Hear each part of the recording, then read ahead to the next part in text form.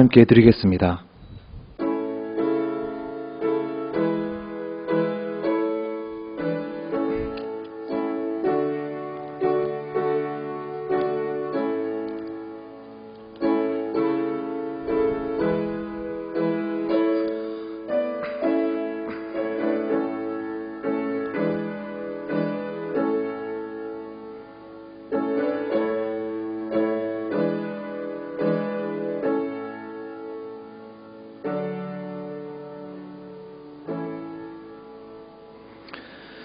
사랑과 은혜가 풍성하신 하나님 아버지, 이 시간 주님 앞에 나와 예배드립니다. 영과 진리로 온전히 예배드릴 수 있게 도와주시옵소서. 코로나19로 여전히 힘든 상황 속에 있지만 낙심치 않고 믿음 끝까지 지키며 신앙생활 잘할 수 있게 은혜를 베풀어 주시옵소서. 시작하는 시간입니다. 마치는 시간까지 성령 하나님께서 저희 마음을 주관하시고 함께하사 생명의 말씀을 듣고 깨달아 순종하며 살 때 하나님의 위로와 풍성한 복을 누리는 복된 중형의 가족이 되게 도와주시옵소서. 이 모든 말씀 살아계신 우리 주 예수님의 이름으로 기도합니다. 아멘. 다 함께 찬송가 436장 찬양하시겠습니다.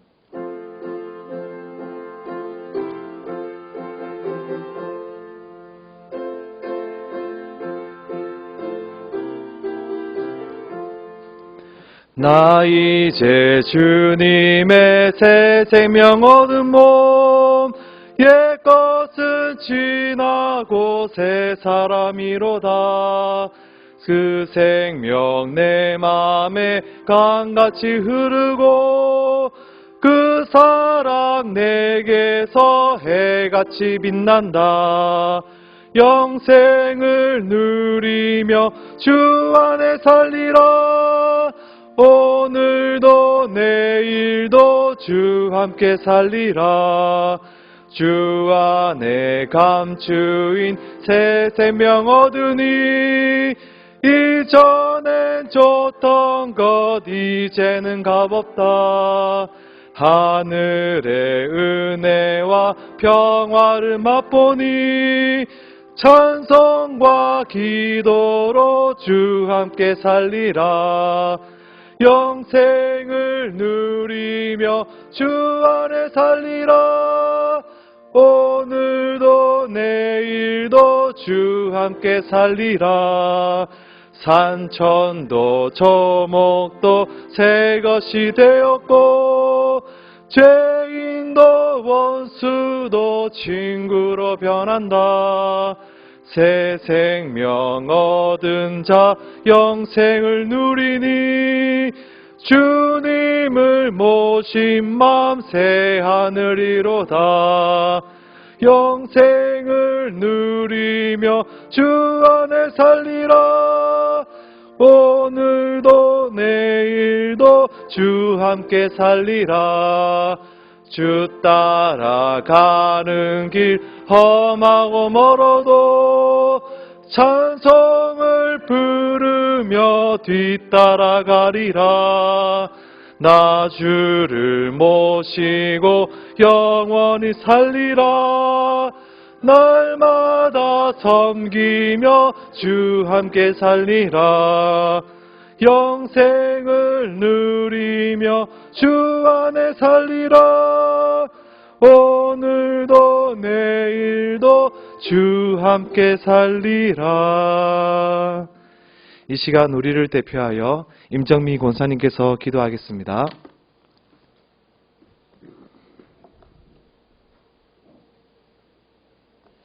우리의 소망 되시며 생명이신 여호와 하나님, 은혜와 사랑을 감사합니다.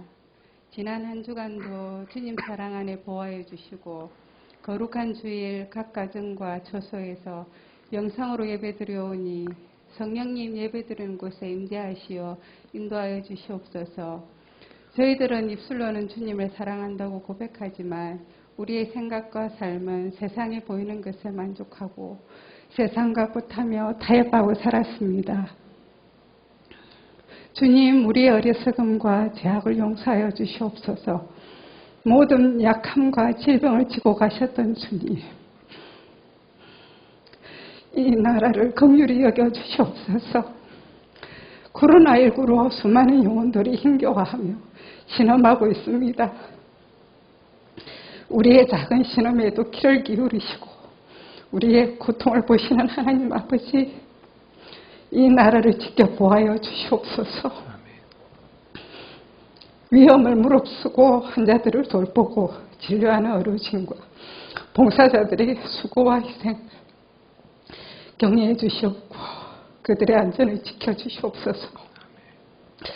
어려울 때일수록 서로 돌아보아 선행을 격려하며 이웃 사랑을 실천하게 하옵시고 두려움과 불안에서 벗어나 서로 양보하고 사랑하며 섬김으로 일상을 꾸려갈 수 있도록 지혜와 용기를 주시옵소서. 사랑의 하나님, 우리 청년교회를 위해 기도합니다. 기도로 세워가는 선교지향적인 교회의 비전을 허락하시고 2020년 하나님의 소원으로 가슴을 뛰게 하는 온흥 성도들에게 인도하여 주시옵소서. 이태우 담임 목사님 영육을 강건케 하시고 성령 충만함을 주시옵소서. 부교육자들에게도 성령 충만함으로 성도들을 사랑으로 섬기며 하나님 은혜 안에 늘 강건케 하옵소서. 박동희 한가병 선교사님의 사역의 길을 인도하여 주시옵고 온 가족의 건강과 안전을 지켜주시옵소서. 육신의 질고로 고통하는 지체에게 치유의 은혜를, 물질의 어려운 지체에게는 물질의 복을, 믿음이 부족한 지체에게 믿음의 부요함을 주시옵소서. 육신의 필요뿐만 아니라 영적으로 충만케 하시어 거룩한 하나님 백성으로 능력 있게 살아가게 하옵소서. 코로나가 하루속히 종식되어 온 성도가 함께 모여 큰 소리로 찬양하고 풍성한 성도의 교제를 나누게 인도하여 주시옵소서. 이 시간 최수원 전도사님을 통해 말씀을 듣습니다. 성령님 붙잡아 주셔서 능력의 말씀 힘있게 선포케 하시고 우리 성도님들 어두운 세상에서 자로나 우로나 치우치지 않고 생명의 말씀 붙잡고 승리하는 삶 살게 하옵소서. 지금도 살아계셔서 우리와 함께 하시는 예수 그리스도 이름으로 기도합니다. 아멘.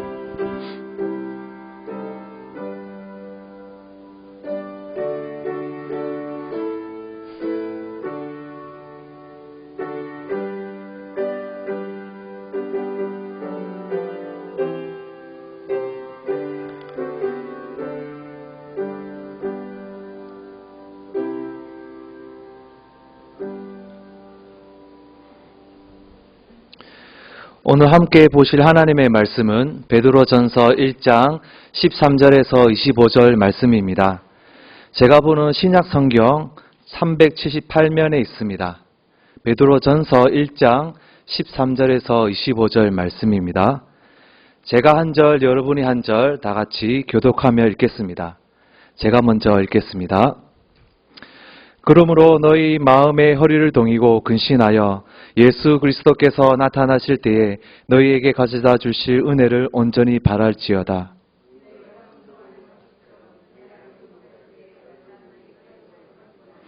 오직 너희의 부르신 거룩한 이처럼 너희도 모든 행실에 거룩한 자가 되라.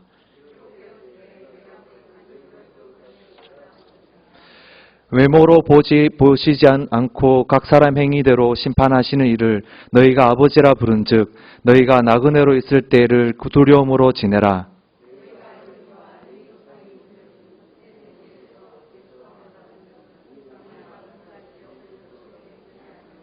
오직 흠없고 점없는 어린 양 같은 그리스도의 보배로운 피로 된 것이니라.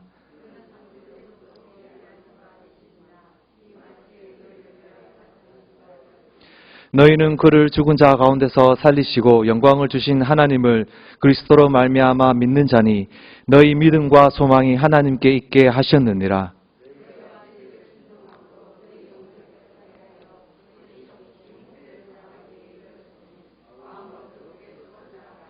너희가 거듭난 것은 썩어질 씨로 된 것이 아니요 썩지 아니할 씨로 된 것이니 살아있고 항상 있는 하나님의 말씀으로 되었느니라.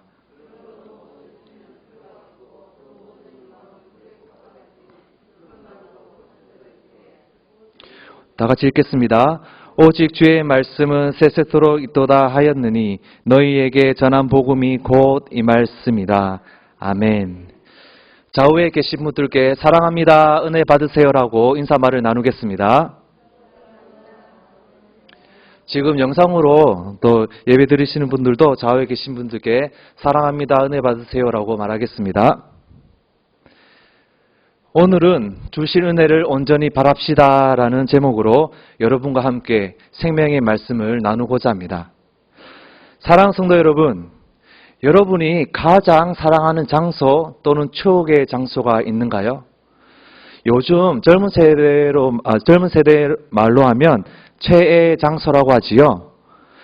저의 최애 장소는 바로 부산 국제시장입니다. 저는 어렸을 때부터 재래시장 구경하는 것을 참 좋아했는데요. 재래시장에는 항상 많은 사람들로 붐볐지만 다양한 볼거리도 있고 먹거리도 있었기 때문에 시간 가는 줄은 모르고 구경하며 다녔습니다. 특히 재래시장 안에 있는 호떡, 떡볶이, 그리고 튀긴 음식 등은 정말 꿀맛이었죠. 어렸을 때부터 재래시장 구경하는 것을 좋아해서 그런지 대학교 시절 방학이 되면 저는 친구들과 함께 가끔씩 부산국제시장에 놀러가며 다양한 먹거리와 볼거리를 즐겼습니다.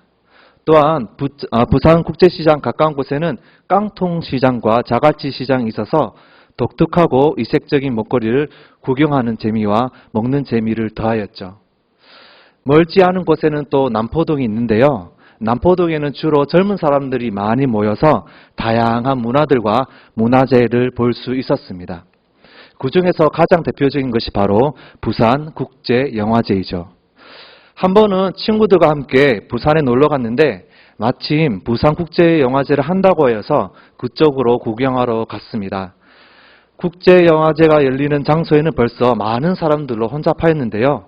몇 분 뒤에 사람들이 와! 하고 환호성을 소리가 들려서 보니 멋진 영화 배우들이 멋진 차에서 내려 시상식장으로 들어가고 있었습니다.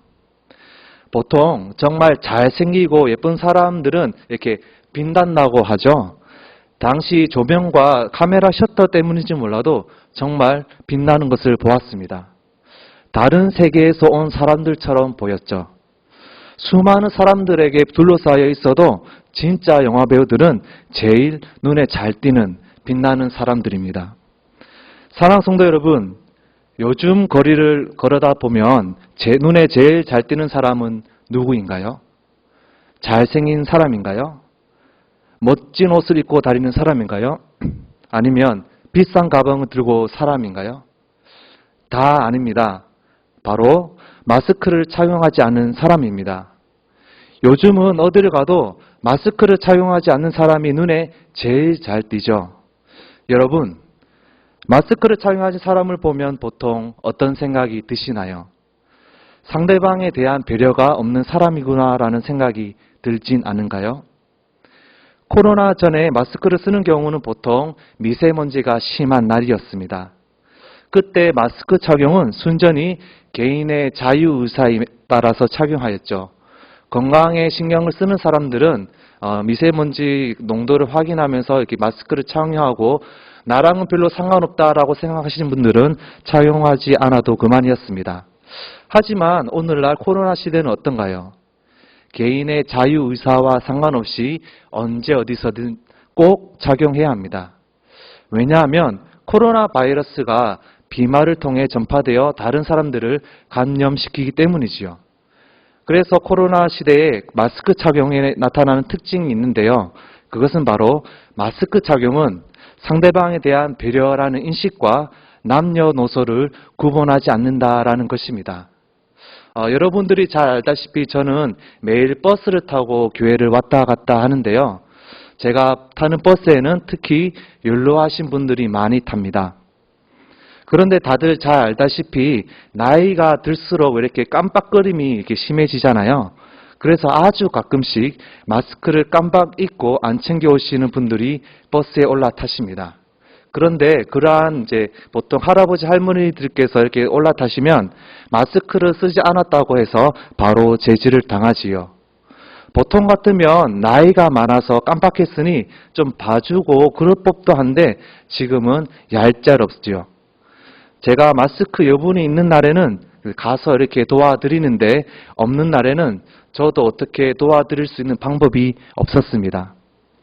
버스 타는 것 외에도 어디서나 마스크를 착용한 사람들은 배려가 없는 사람, 몰상식한 사람이라는 낙인이 찍혀 주위의 따가운 시선을 받는 시대가 되었죠. 목회 데이터 연구소에 따르면 코로나와 관련된 가장 많이 나오는 단어가 무엇인지 조사하였는데요. 제일 많이 나온 단어가 첫 번째 감염이고요. 두 번째 마스크라고 합니다. 또 마스크는 개인 방역 외에도 배려, 극복이라는 뜻도 포함한다고 하지요. 이처럼 마스크는 코로나 시대를 대표하는 상징성과 방역, 배려, 극복이라는 독특한 의미를 가지게 되었습니다. 이와 마찬가지로 오늘 본문이 기록된 베드로 서신을 상징하며 베드로 서신에서 독특하게 사용되는 단어가 하나 있는데요. 그것은 바로 무엇일까요? 바로 은혜입니다. 1세기 당시 로마인들은 서로 이렇게 만나면 카이레인이라고 하며 인사를 했습니다. 카이레인이라는 것은 기쁨을 말하는데요. 뜻은 당신에게 기쁨이 있길 원합니다 라는 뜻입니다. 그리고 당시 유대인들은 오늘날 저와 여러분도 종종 쓰는 단어인 샬롬이라고 인사했지요. 뜻이 당신에게 평화가 있기를 바랍니다 라는 뜻입니다. 그런데 당시 그리스도인들의 인사는 로마인과 유대인들과는 좀 달랐습니다. 그들은 은혜와 평화라고 인사했습니다. 유대인들의 정통적인 인사법에 은혜를 붙인 것이죠. 여기서 말하는 은혜와 평화라는 인사는 세상과 구별된 그리고 유대교와 구별된 초대 기독교의 독특한 인사법이었습니다. 베드로 서신과 바울 서신을 보면 항상 은혜를 평화 앞에 두고 이렇게 인사를 하는데요. 왜 그럴까요? 왜냐하면 은혜를 통해서 평화가 오기 때문입니다. 다른 말로 하면 은혜가 없는 곳에는 진정한 평화가 없다는 뜻이죠. 사랑하는 성도 여러분, 하나님께서 예수 그리스도 안에서 거저 주시는 호의 때문에 저와 여러분은 이 세상에서 평화를 누릴 수 있는 것입니다. 사도 베드로는 이와 같은 사실을 정확히 알기 때문에 자신의 서신 구석구석에 은혜라는 말을 사용하고 있지요. 오늘 본문 13절에서도 은혜라는 말이 나옵니다.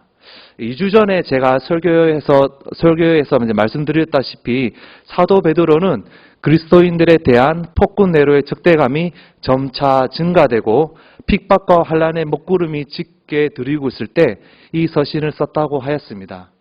언제라도 핍박과 환란의 폭풍우가 쏟아질 수 있는 그야말로 폭풍전야와 같은 상황이었죠. 이러한 상황에서 왜 사도 베드로는 특별히 은혜를 강조했던 것일까요? 왜냐하면 이 세상에 우리 성도의 삶은 바로 나그네의 삶이기 때문입니다.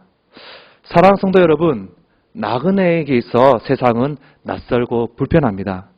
세상의 문화와 방식이 나그네에게는 낯설고 불편한 것이죠. 그래서 나그네는 세상에서 제대로 살기 힘들고 어렵습니다. 세상 사람들은 그들의 방식대로 살지 않는다고 나그네를 핍박하며 세상 임금인 마귀는 세상의 문화를 따라 살라고 매일같이 저희들을 유혹하지요. 또한 세상 사람들은 뚜렷한 이유 없이 나그네를 부당하게 대우하고 못살게 굽니다. 나그네로서 우리 성도들은 이 세상에서 많은 어려움을 당하지만 반드시 붙들어야 하는 것은 바로 은혜임을 사도 베드로는 말하고 있지요. 사도 베드로 서신에 기록된 은혜 표현을 자세히 이렇게 살펴보면 선지자들이 성령으로 미리 예언한 예수 그리스도의 죽음과 부활이 은혜이며 예수 그리스도께서 재림하실 때 성도에게 주실 영원한 구원이 은혜이며 이 세상에서 고난을 당할 때 하나님을 생각하며 슬픔을 참을 수 있는 것도 은혜이며 하나님께서 각 사람에게 주신 은사도 은혜이며 겸손한 자에게 베푸실 상도 은혜임을 말하고 있습니다. 이와 같이 베드로는 모든 것을 은혜로 해석합니다. 그리고 편지를 마치면서 성도들에게 자신의 편지는 은혜에 대한 편지이며 이 은혜에 머물라라고 권면하고 있지요. 이러한 이유로 사도 베드로는 하나님을 모든 은혜의 하나님이라고 부릅니다.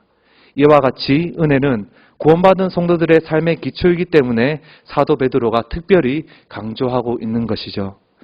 따라서 오늘 본문에는 사도 베드로가 이 세상에서 많은 어려움을 당하는 성도들인 저와 여러분들에게 간절히 권면하는 것이 있는데요. 그것이 바로 주실 은혜를 온전히 바라라입니다. 사랑 성도 여러분, 그렇다면 주실 은혜를 어떻게 온전히 바랄 수 있을까요? 여기에 대해서 오늘 본문은 세 가지를 말씀하고 있습니다. 첫째, 따라합시다. 모든 행실에 거룩한 자가 되어야 합니다. 본문 13절에서 17절은 주실 은혜를 온전히 바라는 자들은 모든 행실에 거룩한 자가 되어야 한다는 것을 말씀하고 있습니다. 본문 13절은 어떻게 거룩한 삶을 살아야 하는가에 대한 두 가지 행동 강령을 보여주는데요. 첫째는 마음의 허리를 동이는 것이고 둘째는 근신하는 것입니다. 사랑 성도 여러분, 마음의 허리를 동이다라는 것이 무슨 뜻일까요? 성경 사전을 찾아보니 허리를 동이다라는 표현은 달리거나 속보 또는 다른 격렬한 활동을 하기 위한 준비 자세로 자신의 긴 옷자락을 다리 사이에 끌어당겨 허리 주위로 단단히 둘러매고 주름 잡아 걷어 올리는 것을 말한다고 합니다. 이러한 표현은 고대 근동의 관습과 관련이 있어서 우리가 쉽게 이해하기 힘든데요. 이해를 돕기 위해서 성경의 예를 하나 들도록 하겠습니다. 출애굽기 12장 11절 말씀입니다. 제가 읽겠습니다. 너희는 그것을 이렇게 먹을지니 허리에 띠를 띠고 발에 신을 신고 손에 지팡이를 잡고 급히 먹으라. 이것이 여호와의 유월절이니라. 아멘. 여기서 허리에 띠를 띠라라는 표현이 있는데 이것이 바로 허리를 동이다라는 표현과 비슷한 표현입니다. 당시 하나님께서는 10번째 재앙을 내리시기 직전에 이스라엘 백성들로 하여금 유월절을 지키게 하십니다. 어떻게 유월절을 지켜야 하는지 하나님께서는 구체적으로 말씀하시죠. 거기서 출애굽기 12장 11절 말씀은 유월절 어린 양을 어떻게 먹어야 하는지에 대해서 말씀하시는데요. 먹기 전에 세 가지 행동을 명령하십니다. 바로 첫째, 허리에 띠를 띠라. 둘째, 발에 신을 신으라. 셋째, 손에 지팡이를 잡으라입니다. 먹을 때도 천천히 먹는 것이 아니라 급히 먹으라고 하십니다.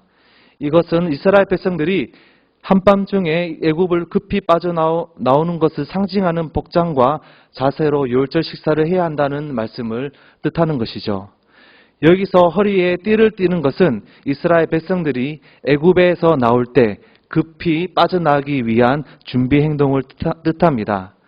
이렇듯 마음의 허리를 동이라라는 것은 하나님의 말씀에 즉각적으로 행동을 취할 마음의 준비를 하라는 영적인 경각심입니다. 둘째, 근신하다입니다. 사랑 성도 여러분, 보통 우리가 근신하라라고 말하면 자신의 잘못을 생각하며 다음에는 그렇게 하지 말아야지 하는 약간의 부정적인 의미가 있지요. 하지만 본문에서 말하는 근신하다는 단어의 앞뒤 문맥을 잘 살펴보면 마음의 태도와 관련되어 있습니다. 베드로전서 4장 7절과 5장 8절에도 동일한 단어가 쓰이고 있는데요. 이것은 기도하기 위하여 그리고 마귀를 대적하기 위하여 영적으로 깨어 있으라라는 뜻입니다. 다시 말해 술 취함을 금할 뿐만 아니라 성도들을 죄에 빠지게 만드는 마음의 나태함에 대한 경고이지요.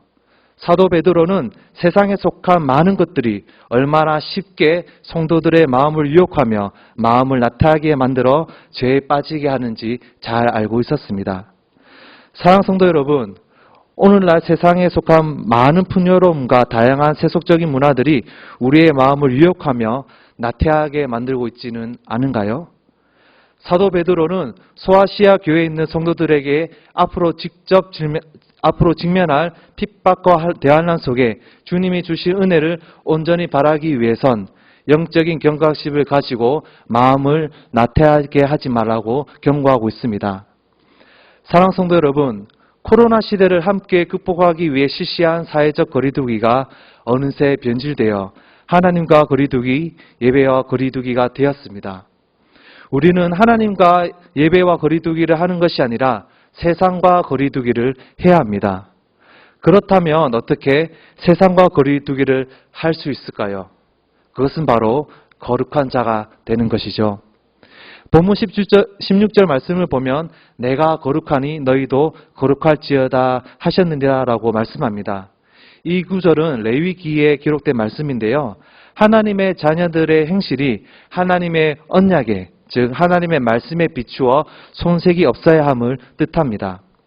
사랑 성도 여러분, 우리 마음의 허리를 동이며 근신할 때 우리 모든 행실이 하나님 언약에 비추어 손색 없으며 거룩하게 살아갈 수 있습니다. 모든 행실에 거룩한 자로 살아가며 주님이 주신 은혜를 온전히 바라는 저와 여러분이 되길 간절히 소망합니다. 둘째, 따라합시다. 두려움으로 구원의 감격을 기억하며 거룩하게 살아야 합니다. 앞서 말씀드렸다시피 베드로서 시인에서는 성도들을 이 세상에 살아가는 나그네라고 표현하고 있습니다. 사도 베드로는 나그네의 삶이 끝날 때 심판이 있음을 말하고 있지요. 심판하시는 분은 누구인가요? 바로 공정하신 재판장이신 하나님이십니다. 사도 베드로는 하나님을 공정한 재판자라고 말하는데요. 왜냐하면 하나님께서는 사람을 외모로 보지 않으시고 그 행위대로 판단하시기 때문입니다. 그러므로 구원받은 성도는 공포와 불안으로 두려워하며 살아가는 자가 아니라 늘 깨어서 하나님에 대한 경외와 존경함으로 거룩하게 살아가야 하는 자들입니다. 하나님을 경외하는 자들은 자신의 방종한 삶을 버리고 하나님 앞에서 거룩하고 순결한 삶을 살려고 발버둥 치는 자들이죠. 이것이 바로 하나님을 기쁘시게 하는 삶을 살아가는 자들의 모습입니다. 본문 18절과 17절에 나오는 두려움을 지내라라는 근거를 보여주고 있는데요. 왜 구원받은 성도들은 이 세상을 살아가면서 두려움을 지내며 거룩하게 살아야 하나요? 그 이유는 바로 성도들의 받은 구속이 너무나 귀한 그리스도의 피값으로 성리되었고 이 일을 행하신 이가 바로 지극히 높으신 하나님이시기 때문입니다. 사도 베드로는 하나님의 구속하심을 강조하기 위해서 대속함이란 단어를 사용하는데요.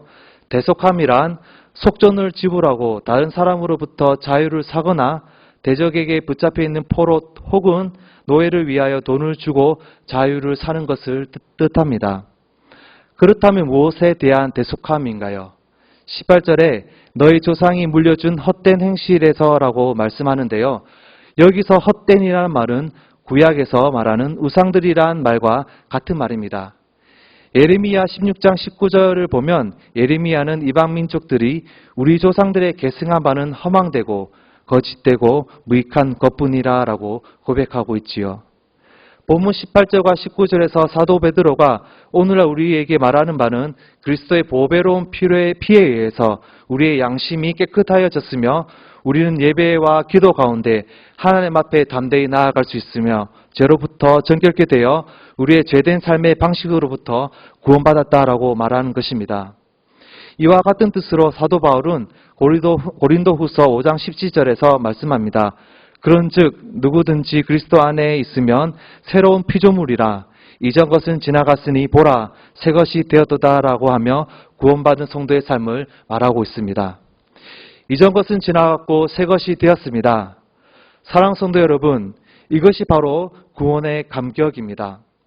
사도 베드로는 우리가 우리 자신을 구속할 수 없다는 것을 분명히 알았습니다. 세상 사람들은 썩어질 은이나 금으로 자신들을 죽음에서 구원하려 하지만 그것은 죽음으로부터 구원할 수가 없죠. 우리 생명을 죄에서 구원하기 위해선 돈과 같은 물질이 아니라 생명이 주어져야 합니다. 바로 하나님께서 우리 생명을 구원하시려고 우리를 위해 드려진 그리스도의 생명으로 그 값을 치르신 것이죠. 아무 죄 없으신 예수님께서 저와 여러분들을 구원하시기 위해 십자가에서 보배로운 피를 흘리신 것입니다. 사랑 성도 여러분, 예수님은 죽을 수밖에 없는 저와 여러분들을 살리시기 위해 십자가 위에서 피 흘려 돌아가셨습니다. 십자가의 죽음과 부활은 우리의 미래를 멸망하도록 묶어두고 있는 사슬을 깨뜨리는 것만이 아니라 죽은 과거의 사슬까지도 깨뜨렸습니다. 이 얼마나 놀라운 하나님의 은혜인가요? 우리는 이러한 구원의 감격을 항상 기억하며 살아가야 합니다. 본문 20절과 21절 말씀은 그리스도의 대속함으로 받은 구원이 결코 우연이 아니라 창세 전부터 미리 야심화되었고 세상 사람들의 헛된 삶과 대조적으로 성도들은 하나님 안에서 믿음과 소망을 갖는다라는 것을 말하고 있습니다. 하나님의 영원하신 목적은 창세 전부터 그리스도가 하나님 안에서 선택된 모든 사람들을 구원하기 위해 오셔서 죽으셨다가 다시 살아나는 것임을 말하고 있는 것이죠. 그리스도 안에서 하나님의 영원한 목적이 바로 우리들을 위한 것이라는 놀라운 진리를 말하고 있습니다. 사랑하는 성도 여러분, 저와 여러분은 이 세상의 나그네로 살면서 많은 어려움과 핍박을 받지만 우리의 소망은 확실합니다. 세상이 만들어지기 전에 우리는 그리스도와 함께 미리 아신 바 되었으며 세상을 지으시고 우리를 죄에서 구원하시기 위해 자기 자신의 독생자 아들을 아낌없이 주신 하나님 아버지의 사랑을 받는 자들입니다. 항상 놀라운 구원의 감격을 기억하며 주신 은혜를 온전히 바라는 저와 여러분들이 되길 간절히 소망합니다. 셋째, 따라합시다. 형제와 말씀을 뜨겁게 사랑해야 합니다. 우리는 형제와 말씀을 뜨겁게 사랑해야 합니다. 본문 22절에서 25절 말씀은 주신 은혜를 온전히 바라는 자들은 형제와 말씀을 뜨겁게 사랑해야 한다는 것을 말하고 있습니다. 22절에서 사도 베드로는 진리를 순종함으로라고 말하고 있는데요.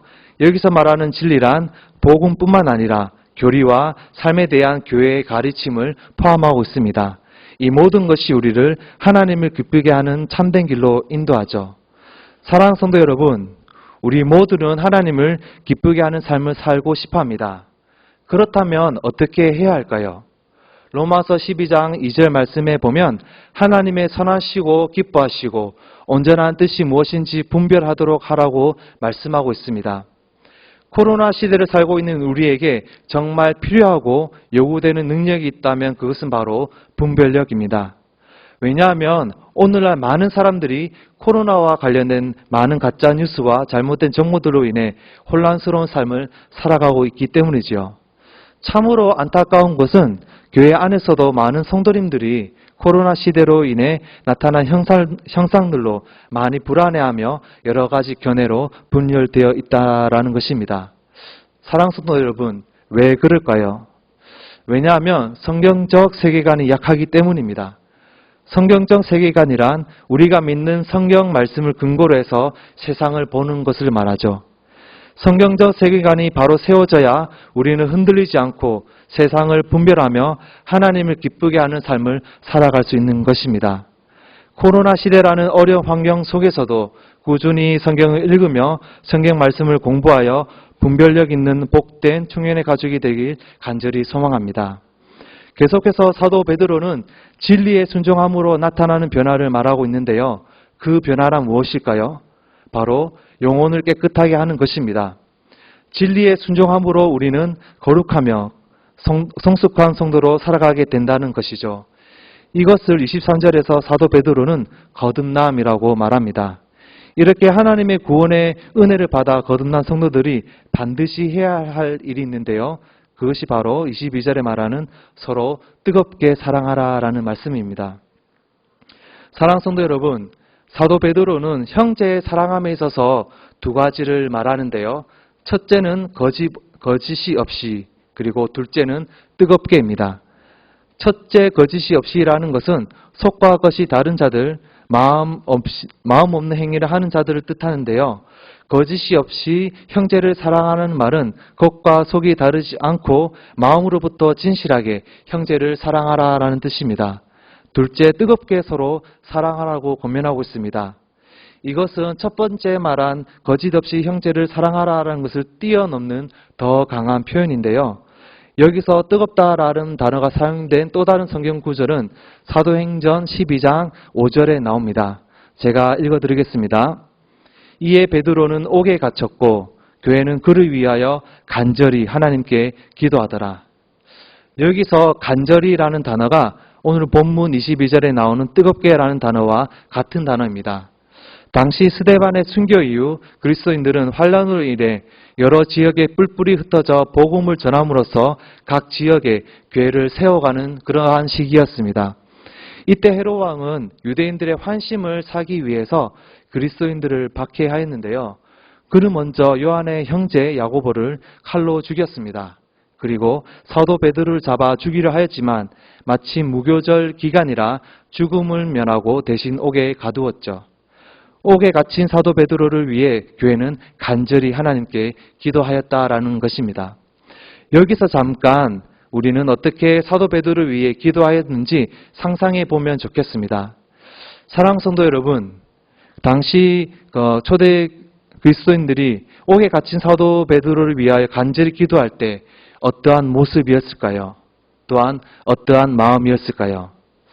아마도 그들은 마음에서 우러나오는 강한 믿음과 정말 하나님께서 그들의 기도를 들어주시기 원하는 타들어가는 듯한 심정으로 기도하였을 것입니다.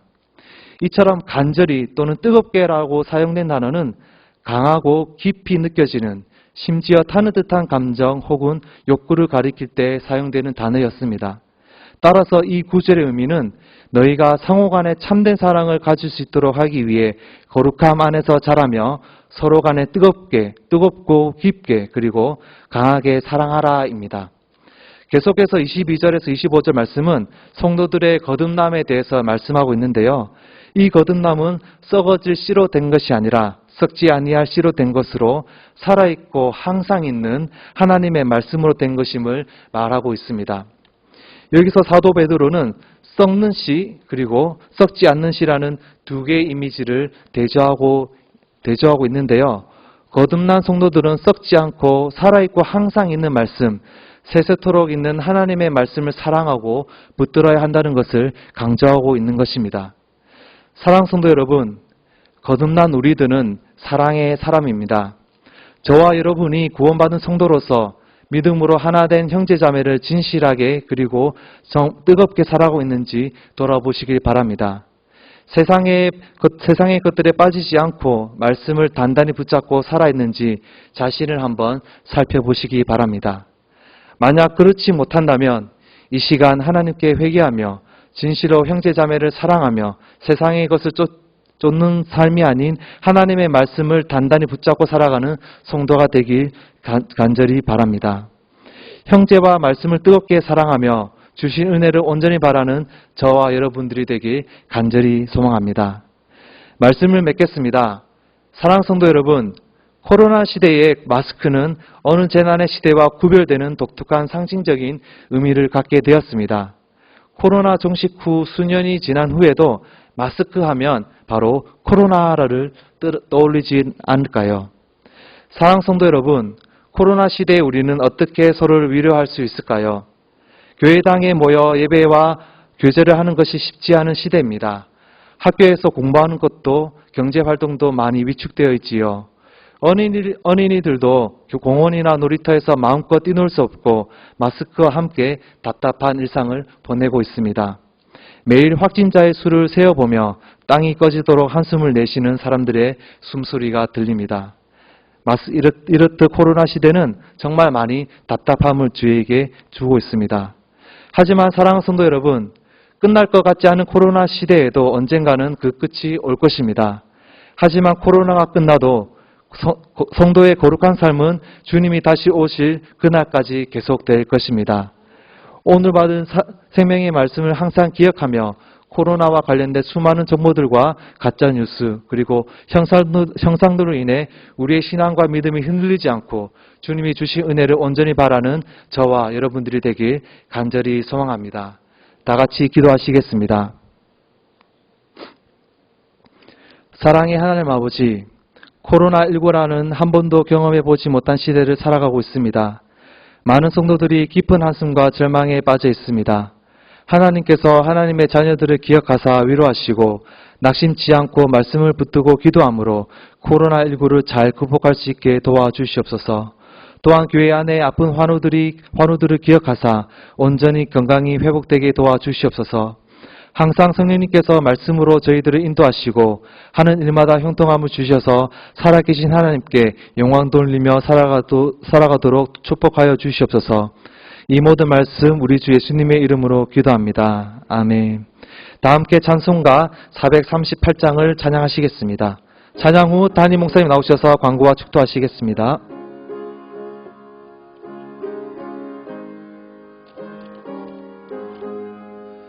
내 영혼이 은총 입어 중한 죄짐 벗고 보니 슬픔 많은 이 세상도 천국으로 화하도다. 할렐루야 찬양하세.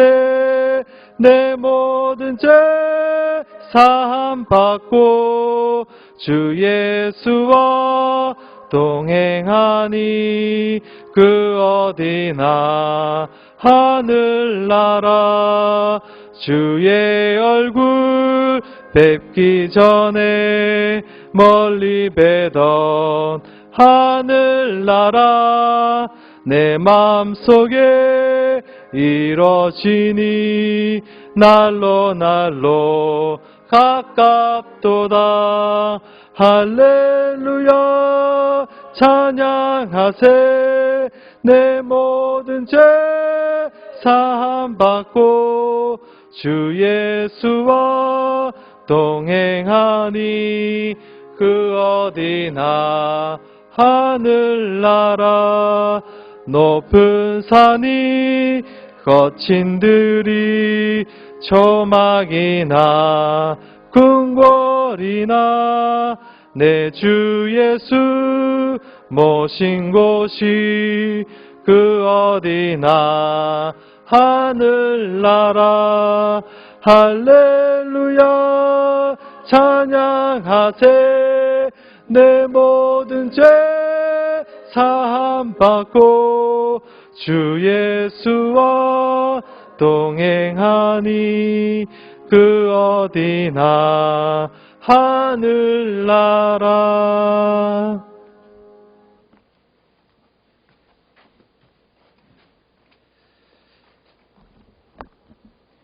네, 광고를 드립니다. 계속해서 영상 예배를 드리고 있습니다. 좀 답답하신 분들은 그래도 교회들 오셔도 될 것 같아요.